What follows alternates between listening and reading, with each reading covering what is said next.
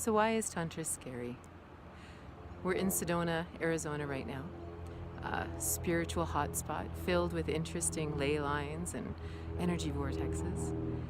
And we have an event coming next week where I'm just doing an introduction to Tantra and integrating the divine into your life and, true union between humans, And curiously, today we found out that someone had called the Creative Life Center where we're holding it to say that they represented my host and that we had found another venue, all kinds of details. It was very interesting. And we talked about it, and the prevailing idea was that Tantra is very scary to people.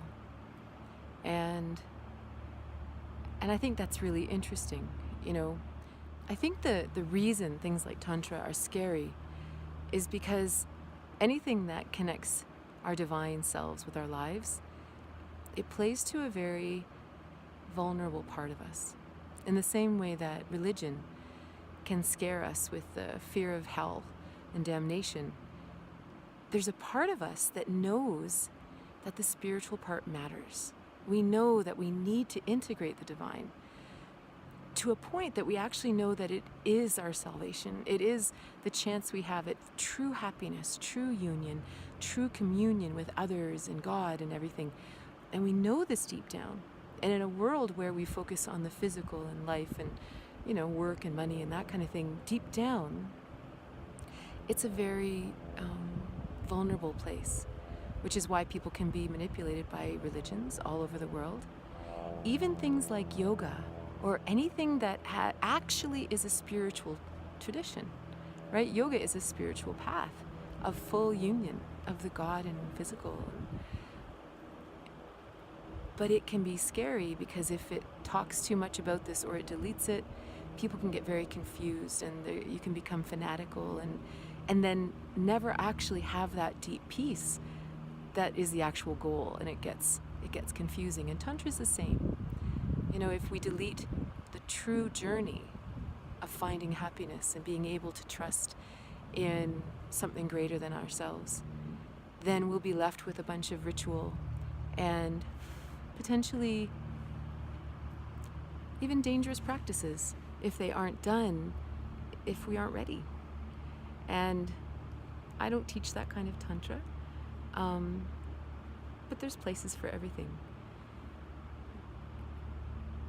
So I think this is the real fear, is that we won't have the discernment to say no, or to stand our truth, or to say this isn't for me.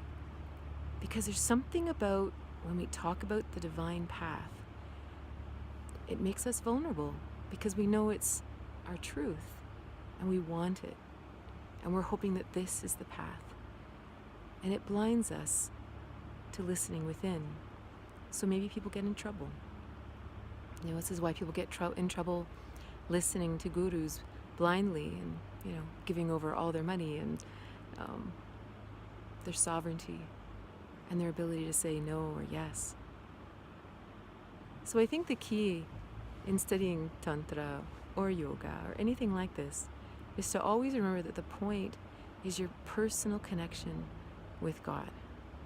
It's never about doing rituals or doing what other people tell you to do or pushing you through your boundaries or pushing you through your blocks. It's never about that. It'll always be about you following your path in your time. There's nothing scary about it. And at its foundation, it should always be about love. Genuine, wonderful love that makes us feel good inside and it makes us feel safe and warm and loved. Nothing else. Yeah. Tantra's not meant to be scary.